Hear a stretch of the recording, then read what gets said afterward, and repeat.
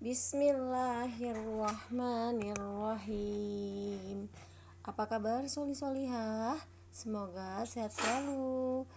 Baik, sebelum mulai pembelajaran, Ustazah ucapkan Assalamualaikum warahmatullahi wabarakatuh. Di tema 2, subtema 3, pembelajaran 2 sudah dibuka bukunya. Tentu sudah, masih di energi alternatif. Di sini ada kata motivasi, raih prestasimu, sukses menantimu. Masih ingat ya waktu itu materi tentang energi alternatif, sudah pernah voice note kan membaca. Nah, sumber energi yang berasal dari minyak bumi dan gas merupakan sumber daya alam yang tidak dapat diperbaharui. Karena sumber daya alam ketersediaannya terbatas, maka kita sebagai manusia mencari alternatif lain untuk energi tersebut. Karena kalau energi dari minyak bumi dan gas kita pakai terus akan segera habis, ya, karena mereka minyak bumi dan gas itu terbentuknya ribuan tahun lamanya, bahkan puluhan juta tahun, makanya baru bisa terbentuk minyak bumi dan gas. Nah, dengan itu dicari alternatif lain, energi alternatif lain, yaitu ada sumber energi lain untuk bisa memenuhi kebutuhan kita seperti cahaya listrik, ya. Jadi tidak menggunakan energi yang berasal dari sumber daya alam lagi. Sekarang ada pilihan lain.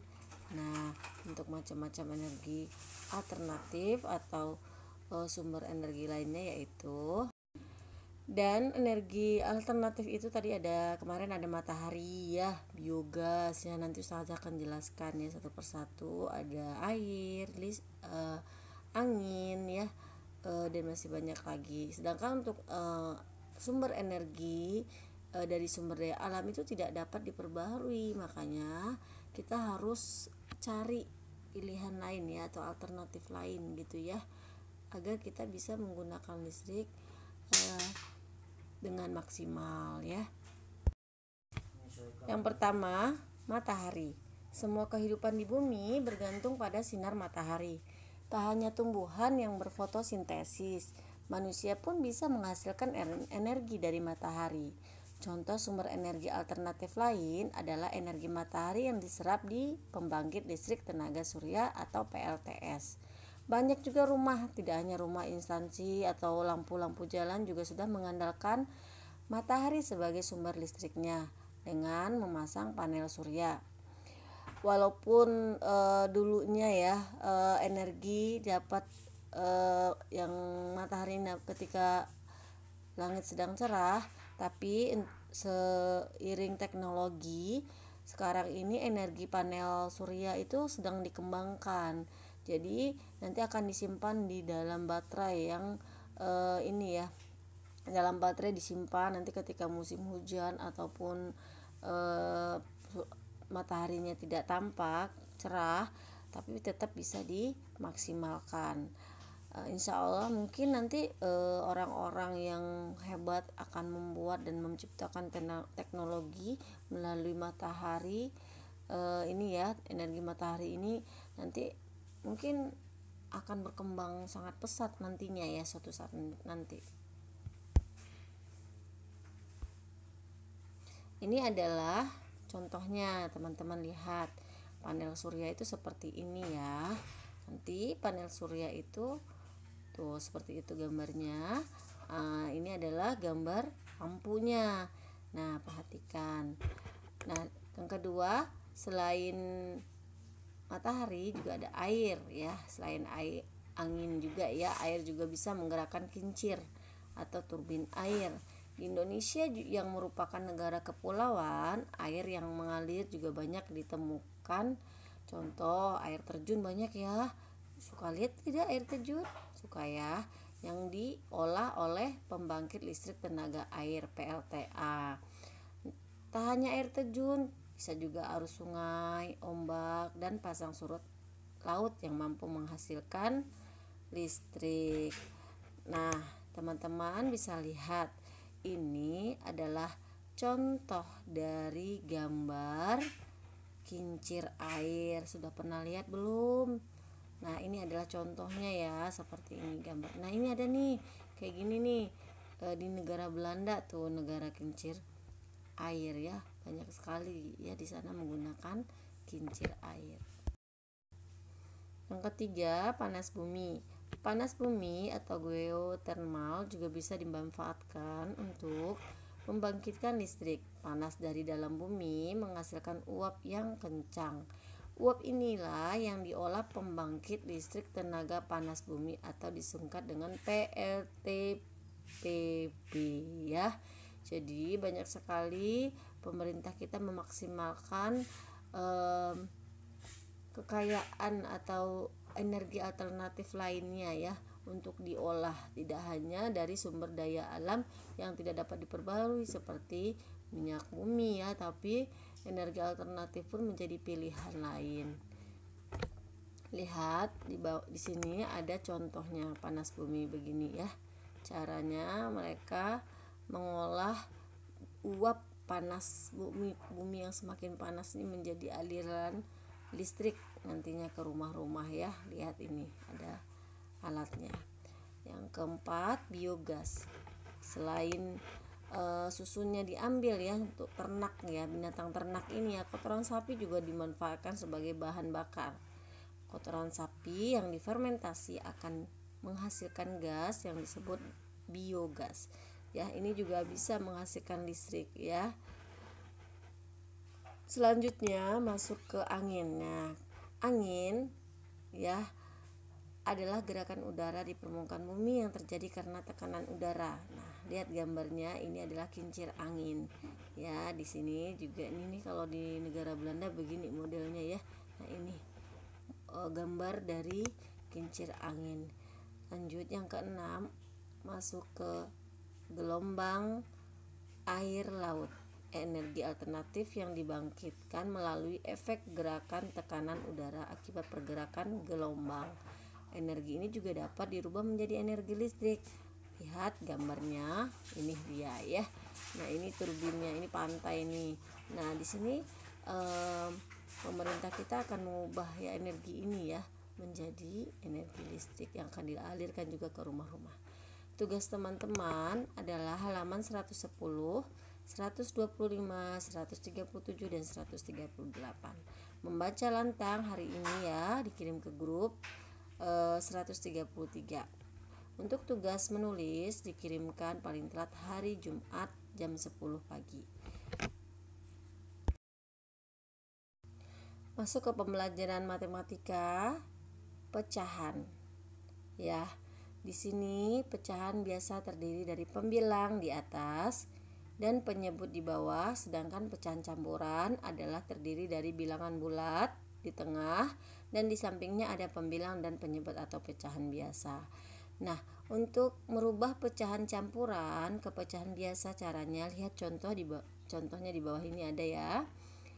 Misalkan soalnya ada 1, 2 per 3 akan dirubah menjadi pecahan biasa. Caranya adalah 3 dikali 1, setelah itu ditambah 2, hasilnya adalah 3 dikali 1 ditambah 2 hasilnya 5 di per 3 ya, bukan dibagi maksudnya, tapi per 3. Jadi penyebutnya tetap, yang berubah hanya pembilangnya saja. Itu untuk merubah pecahan campuran ke pecahan biasa. Contoh berikutnya, 23 per 5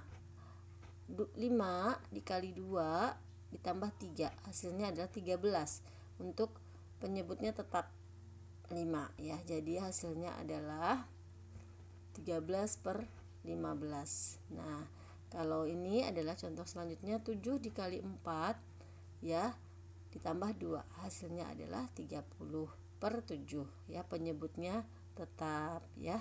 Seperti itu cara merubah pecahan campuran ke pecahan biasa.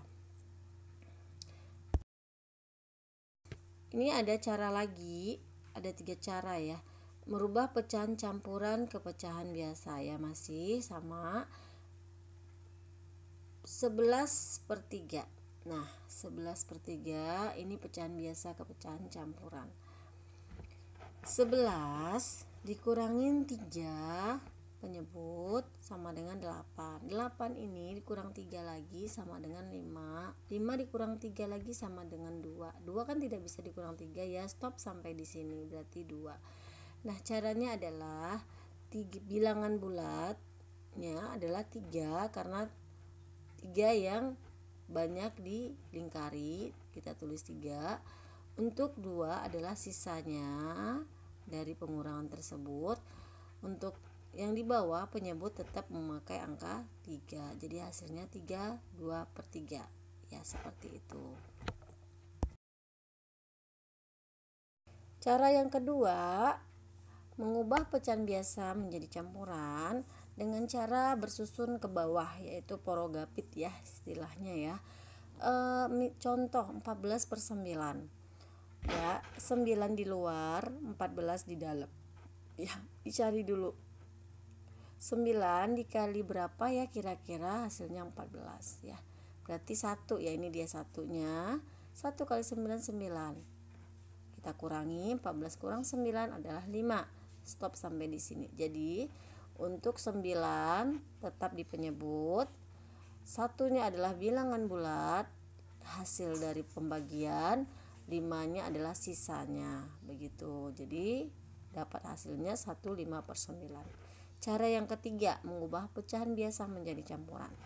17 dibagi 5 sama dengan 3 ya. Kenapa 3? Karena kita cari dulu yang terdekat dengan 17 hasilnya ya. Tidak boleh lebih. Nah, tidak mungkin 4 ya. 4 kali 5 kan 20 lebih. Kita cari 3 ya. 5 kali 3 15. Masih sisa 2. Stop sampai di sini saja untuk pecahan biasa kecampuran. Jadi 3 ditulis menjadi bilangan bulat, sisa 2 taruh di pembilang. Jadi setiap sisa itu adalah pembilang per 5 penyebut. 5 penyebutnya tetap. Merubah pecahan biasa ke desimal. Pecahan desimal adalah terdiri dari per 10, angka 10 di bawahnya atau penyebutnya, per 100, 100 per 1000. 1000 pecahan desimal begini ya, yang digambarkan 10, 100, 1000 dan seterusnya. Contoh desimal 0,6, 1,24, 0,516, 12,47. Jadi untuk membaca desimal itu bukan ini tetap 0,6, 1,24 bukan, jadi 1,24. Jadi kalau di belakang koma itu dibacanya angka 11 saja, tidak boleh puluhan atau ribuan bahkan ratusan. Misalnya 0,516 tidak, tapi 0,516. Nah, di sini baru dibacanya 12 di depan koma, 12,47. Seperti itu cara membaca desimal. Cara dan contoh dari pecahan biasa menjadi desimal, caranya seperti ini. Lihat contoh, perhatikan dengan baik. 7/10 ya. 7/10 kita tulis dulu angka 7-nya karena dia adalah puluhan bukan ratusan. Jadi kita lihat nolnya 1. 0 ada 1, kita isi 01, kita buat koma 0,7. Jadi komanya di depan angka 7. Lanjut 12/100. Sama ya, kita tulis dulu angka 12. Setelah kita tulis angka 12, kita buat koma. Kita tambahkan 01. Karena ratusan itu nolnya 2, berarti di belakang koma pun harus ada 2 angka. Begitupun dengan 25/1000. Lihat di belakang angka 1000 itu nolnya ada 3, berarti kita buat 3 garis dulu, 1, 2, 3, berarti 25-nya ditulis dulu ya, baru kita tambahkan 1 angka 0 ya, 0 lagi, berarti sudah 3 ya, di belakang komanya hitung 1, 2, 3, tambahkan 0 menjadi desimalnya 0,025. Bisa juga dengan cara lainnya. Contoh soal 2/5. Ya, lihat di samping kanan, 2/5 dikali berapa ya? Hasilnya 10. Nah, berarti 5 kali 2 kan 10. Berarti di atasnya pun pembilangnya pun harus dikali 2. 2 kali 2-nya 4. Jadi 4/10. Masih berupa pecahan. Jadi kalau masih pecahan kita jadikan desimal. Karena 10 itu nolnya 1 angka, berarti 4-nya kita tulis dulu, koma, baru kita tambahkan 0 di depan koma. Contoh lanjut 3/4. Ini sama dengan 2/5 ya caranya. Kalau tadi 2/5 kan bisa ya dijadikan puluhan ya, penyebutnya puluhan. Kalau nggak bisa puluhan kan ratusan. Kalau nggak bisa ratusan, ribuan. Itu syaratnya untuk desimal ya, dijadikan kepecahan biasa dulu. Jadi 4 dikali 2 kan 8, tidak bisa 10, berarti kita jadikan 100. Kalau tidak bisa 10, 100. Kalau tidak bisa 100, 1000 begitu. Kalau 4 dikali 25 kan bisa nih jadi 100. Nah, berarti atasnya atau pembilangnya juga dikali 25. 3 kali 25 75. Jadi hasilnya 75/100. Nah, 100 ini 75-nya kita tulis dulu ya. 100 ini kan 2 angka, berarti harus 2 angka di belakang koma. Kita tambahkan nolnya 1 angka. Cara yang kedua, mengubah pecahan biasa ke desimal juga bisa dengan menggunakan pembagian bersusun ke bawah ya.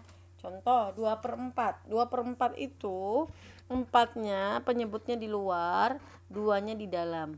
Kan nggak bisa nih, 4 dibagi 2 kan nggak bisa, 4 dibagi 2 tuh nggak akan bisa. Jadi caranya adalah, karena ini desimal, kita tambahkan 0. Jika kita tambahkan 0 di belakang angka 2, itu nanti akan naik koma di atasnya. Berarti kalau 0 kita taruh 0 dulu ya. Nah, setelah itu kan hasilnya 20 ya. 20 4 dikali berapa hasilnya 20 atau yang mendekati. Berarti kan 5 pas nih, kalau pas boleh. 5 dikali 4, 5 dikali 4 20. Kita kurangi ya, 20 dikurang 20 habis atau 0. Jadi jawabannya atau hasilnya adalah 0,5. Contoh yang berikutnya adalah 3/4 ya. 4 di luar, angka 3-nya di dalam. Ini ada penambahan 0. Kalau ada penambahan 0, 0 ditulis dulu di atasnya, ditambahkan koma. Nah, berarti kan 30 ya. 4 dikali berapa hasilnya 30 atau yang mendekati. Berarti kan 7. 7 kali 4 28. Kalau 8 kali 4 kan lebih ya hasilnya. Berarti 28. 30 dikurang 28. Satu-satu dulu. 0 dikurang 8 tidak bisa. Kita pinjam sebelahnya. 1 di sini ya. Berarti 3 ini berubah menjadi 2. 10 dikurang 8 2. Nah, ini pun tidak bisa ya. 4 dikali berapa hasilnya 2 kan nggak mungkin. Berarti kita tambahkan 0 juga ya. Setelah kita tambahkan 0, 4 dikali berapa hasilnya 20. Berarti kan 5. 5 tulis dulu. 5 dikali 4 20. Setelah itu kita garis, kita kurangin. 20 kurang 20 habis atau 0. Jadi jawaban atau hasilnya adalah sama dengan 0,75. Begitu cara kedua mengubah pecahan biasa ke desimal. Sekarang mengubah desimal ke pecahan biasa. Di sini itu contohnya itu 0,6 ya, itu ke ini nih, ketutup. Jadi 0,6 itu sama dengan 6/10. Karena di belakang koma ada angka 6, berarti 1. Kalau 1 itu berarti 10. Ya, puluhan maksudnya. 6/10 sama dengan kita cari dulu ya, 6 dan 10 itu sama-sama bisa dibagi berapa ya. Kita coba angka 2. 6 dibagi 2 sama dengan 3. 10 dibagi 2 pun bisa sama dengan 5. Contoh selanjutnya 0,25 ya. 25/100 ya, sama dengan 25/100. 25/100 dibagi, kita coba 5, pembilangnya 5, penyebutnya 5. 25 dibagi 5 sama dengan 5. 100 dibagi 5 sama dengan 20. Nah, masih bisa disederhanakan ya, masih besar 5/20. 5 dibagi 5 kita coba lagi 1. 20 dibagi 5 pun bisa 4. Jadi hasilnya adalah 1/4. Cara yang kedua, langsung dengan angka besar. 25 per 100 kita bagi 25, dan penyebutnya pun 25. Hasilnya sama ya, 1 per 4 juga ya. Berarti boleh pakai cara 1 dan cara 2. Mengubah desimal ke pecahan biasa. Desimal ya, lihat 0,125 itu sama dengan 125 per 1000. Ini yang ribuan ya. 125 per 1000 itu kita coba dibagi 5 ya. Pembilang dan penyebutnya sama-sama 5. Ketemu hasilnya 125 dibagi 5 25. 1000 dibagi 5 200. 25 per 200 itu masih besar, kita sederhanakan lagi. 25 dibagi 5 itu 5. 200 dibagi 5 40. Masih besar, kita sederhanakan lagi. 5 dibagi 5 1, 40 dibagi 5 8. 1 per 8 hasilnya. Ini sudah tidak bisa disederhanakan. 125 per 1000 kita langsung bagi misalkan dengan angka besar, bisa 125 dibagi 125 1. 1000 dibagi 125 bisa, tidak bisa, hasilnya 8. Jadi 1 per 8 juga ya, sama ya. Boleh memakai cara 1 atau 2 untuk desimal ke pecahan biasa. Mengubah pecahan biasa ke persen. Contoh 3 per 4. Ini ada caranya ya. Persen itu artinya apa? Per 100. Pinter. 3 per 4 karena dia persen, karena per 100 berarti 3 per 4 dikali 100. 3 dikali 4, 3 dikali 100 300. Nah 300 dibagi 4 hasilnya 75. Jadi 3 per 4 sama dengan 75%. Lanjut soal berikutnya, 9 per 20. 9 per 20 dikali 100 ya. 9 per 20 itu 9 per 20 ya. 9 kali 100 920 dibagi 20. Jadi karena ada 0 di angka 21, kita coret 1 di bawah nolnya dan 1 di atas nolnya. Jadi hasilnya 90 per 2. 90 dibagi 2 hasilnya 45. Cara yang kedua, 3 per 25. Contoh soal 3 per 25 sama-sama dikali berapa ya? Hasilnya 100 penyebutnya karena dia persen. Berarti kita coba angka 4. 25 dikali 4 100, betul. Berarti atasnya atau pembilangnya juga dikali 4. 3 kali 4 sama dengan 12. Berarti hasilnya adalah 12 per 100. 12 per 100 dijadikan persen adalah 12%. Lanjut soal berikutnya, 1 per 5. 1 per 5 dikali berapa? Hasilnya 100. Sama ya kayak sampingnya ya. 5 dikali 20 100. Kita jadiin persen dulu. Terus 1 dikali 20 20. 20 per 100 atau 20 persen. Cara yang ketiga, bisa juga seperti ini. Persennya ditulis dulu 100 dibagi penyebut 50 dikali 4 pembilang. 100 dibagi 50 sama dengan 2 dikali 4. 2 dikali 4 8, hasilnya 8%. Contoh soal berikutnya, 3 per 20. 100 dibagi 20 penyebut dikali pembilang 3. 100 dibagi 20 5 dikali 3. 5 dikali 3 15, hasilnya adalah 15%. Cari menurut teman-teman cara yang mudah. Ini ada 1 2 3 cara. Cari yang mudahnya. Kalau membuat latihan, sisipkan satu caranya, jangan hanya jawabannya saja. Karena apa? Kalian kan gak punya buku paket, jadinya gak ada contoh. Nanti kalau untuk belajar lagi nanti lebih susah lagi nyarinya. Kalau ada tugas disertai caranya kan dilihat lagi lebih mudah ya. Mengubah pecahan biasa ke persen sekarang. Ini maksudnya persen ke pecahan biasa ya, terbalik ini judulnya. Itu mengubah persen ke pecahan biasa.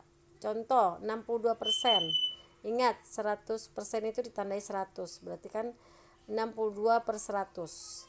Kita coba cari dibagi 2 dulu, bisa tidak? Kalau tidak bisa 3, 4, begitu seterusnya. Kalau 62 dibagi 2, di bawahnya atau penyebutnya pun harus dibagi 2. 62 dibagi 2 pembilang, hasil 31. 100 dibagi 2 2.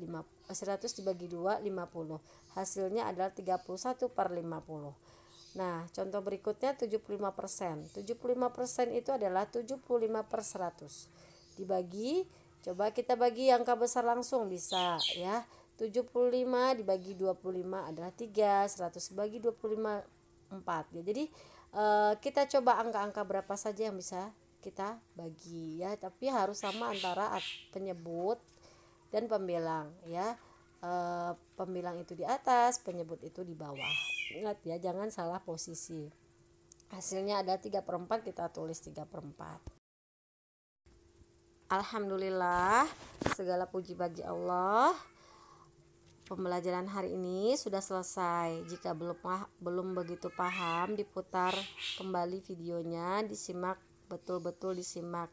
Pilihlah cara yang mudah menurut anak-anak, mana yang cara termudahnya itu yang dikerjakan. Ya, itu kan banyak cara dan banyak contoh soal. Insya Allah Ustazah doakan pasti bisa. Yang penting harus banyak latihan. Ya, baik menulis ya. Jadi kita akan terlatih terus ya. Wassalamualaikum warahmatullahi wabarakatuh.